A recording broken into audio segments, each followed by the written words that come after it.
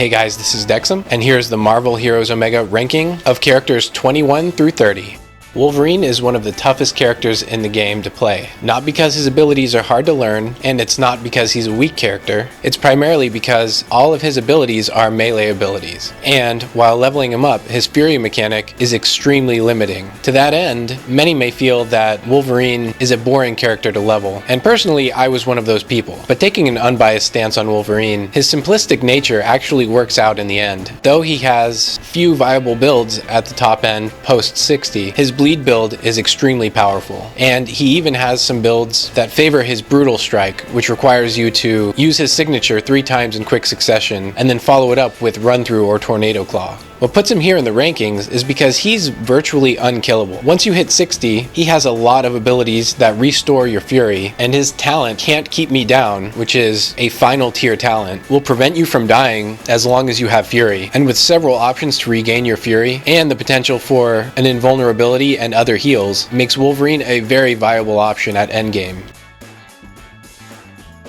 I was really surprised with Black Widow. She's a character that starts out really strong and then pulls through that way all the way to 60. She's very versatile and has several builds that work, including a damage over time build which works really well with her stealth. Another good thing about Black Widow is she would make a great starting character as well. She's very well equipped to handle a lot of different situations, and while her energy consumption can be kind of high if you're not watching for it and replenishing her energy, she's still a very fun character to play. The reason why she's put here on the list is simply due to her high energy consumption to damage output. And really it's less of a problem and more that there are other characters that are just stronger than her. Still, a Black Widow fan will not be disappointed.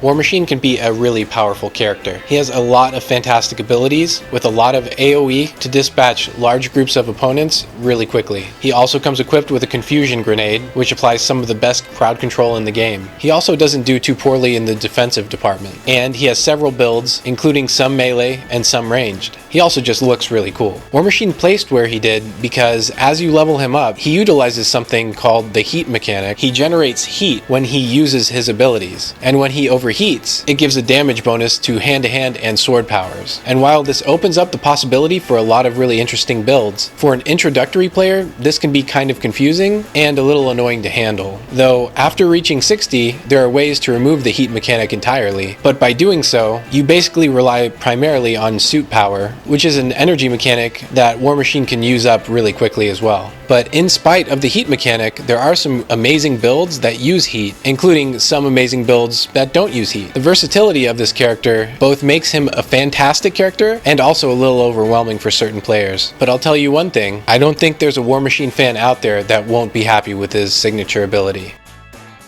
As you start out with Iron Man, he'll have a mix of ranged and melee abilities, but the big difference between him and War Machine is that he doesn't start with a heat mechanic that you have to worry about. And while he is a little spirit hungry, balancing out his energy doesn't seem to be a real problem, as he has several abilities that don't use any energy at all. And this, in turn, will make leveling a breeze with him. Another big difference is, while Iron Man doesn't get a confusion ability like War Machine, which comes in handy, he still has a lot of AoE and a freeze ability that can help you with crowd control. What places him in this spot, at least for me, just ahead of War Machine, is simply the ease of play for Iron Man with the removal of the heat mechanic, which, if it interests you, you can actually add a heat mechanic to Iron Man later, and the increased mobility that Iron Man has over War Machine without sacrificing damage makes Iron Man a fun character to play and an easier all-around character to play.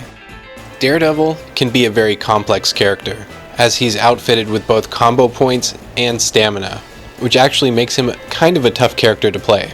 But luckily for him, some of his strengths far outweigh his weaknesses. As Daredevil is primarily played as a melee character, he does eventually get a melee ability that allows him to attack while moving. And he also gets one of my favorite abilities in the game called Street Sweeper, which is an ability where you can jump between enemies while being invulnerable during that time. Another great ability of Daredevil's is Tornado Kick, and when you have maximum combo points, it guarantees a brutal strike, which means you can heavily play up his brutal and main attribute damage if you wanted to, for very heavy brutal strikes. The reason why Daredevil is here on the list is because he has a high potential for damage, but due to his issues with stamina and combo points, he's really more of a character for advanced players, or at least if you're a novice player, he's going to take a little bit to learn to play effectively. Overall, if you put in enough time with Daredevil, it will really pay off. I've been very impressed with his damage potential.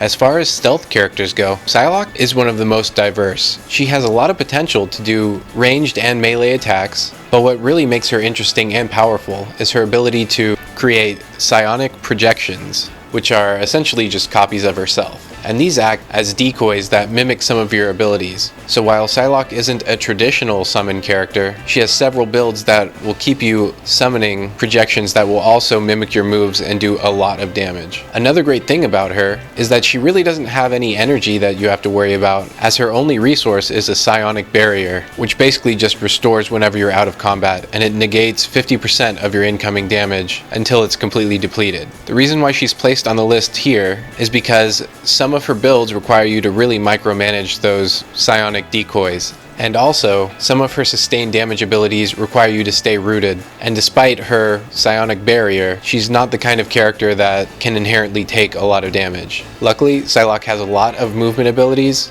and several great build options, so she's definitely worth a try to play. So if you're on the fence about her, you should definitely give her a try. There's so many good things about Nightcrawler. Like Psylocke, he's extremely mobile, but he also has better stealth options than her as well. His teleport dash allows for 5 uses with a relatively low cooldown, and after a successful teleport, Nightcrawler will go stealth for several seconds, and that duration can be increased all the way to 4 seconds of stealth. What also makes Nightcrawler a really great character is that he has several guaranteed critical strikes, which means when you focus on brutal strike chance, even at the early levels, you have a great chance to hit for brutal damage, which has the potential to just melt enemies. Nightcrawler is just one of the most fun characters you can play in this game. However, the reason that he places where he does is because he's not the easiest character to play. Without assigning the correct build or the correct gear, it's quite common that Nightcrawler will run out of energy pretty quickly. But his saving grace is that he can teleport so many times and he has so much stealth that it'll still give new players time to learn without being bogged down by too many enemies at a time. And if you find that you're a Nightcrawler fan, you won't be disappointed. He really feels like Nightcrawler in this game. When it comes to ranged characters, very few of them can come close to Star-Lord. While Star-Lord also has some melee options, where he really shines is his elemental ammo. His water and earth ammo are great for high damage and crowd control, while his fire and air ammo are great for multiple enemies grouped together. He also has several AoE abilities, like his strafing run, where he can call down strikes from the Milano, which is his starship. The versatility of his builds makes him an exciting character, as he has options for both burst damage and damage over time. But what places him where he does in this list is that he uses a lot of energy while leveling, which requires constant switching of your elemental powers, and most of his abilities require you to be rooted in place for maximum damage, making him a target. He also doesn't have very many movement abilities, so in most cases you'll find yourself switching in and out of different elemental ammo abilities really quickly, especially if you end up going with an elemental blast build, which is a very powerful build, but again, it requires that you micromanage your abilities. Luckily, for the right player, Star-Lord can be a ranged powerhouse.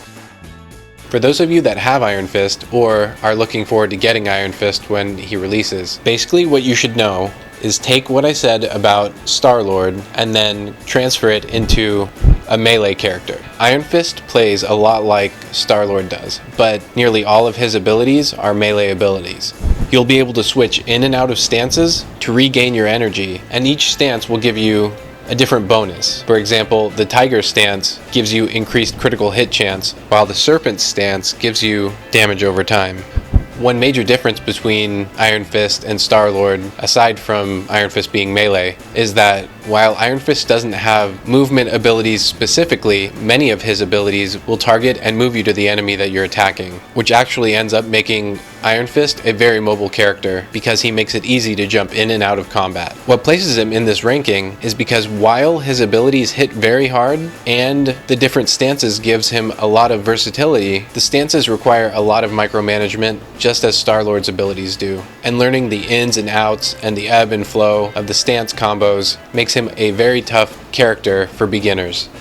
Punisher is one of my all-time favorite characters, and he's also a fantastic ranged character in this game. However, when playing Punisher, the name of the game is putting out as much damage as quickly as possible, and most of Punisher's abilities keep you rooted while doing so. But most importantly, Punisher can be a very fun character to play, especially once you get him to level 44, and you can get the headshot talent, which is an instant kill ability that will kill any non-boss enemy in one shot. That includes gold mobs. On top of that, Punisher has a lot of great AoE from his flamethrower, his machine guns, and his grenades. And he has several abilities that do guaranteed critical hits, which makes him really easy to gear for brutal strikes. Something else that makes Punisher really great is his signature ability can have a relatively low cooldown, sometimes being only between 15 and 20 seconds, which means he's great for doing heavy sustained damage. The reason why he's placed here is because almost every single ability of his requires him to be rooted, and several of his best abilities are channeled abilities,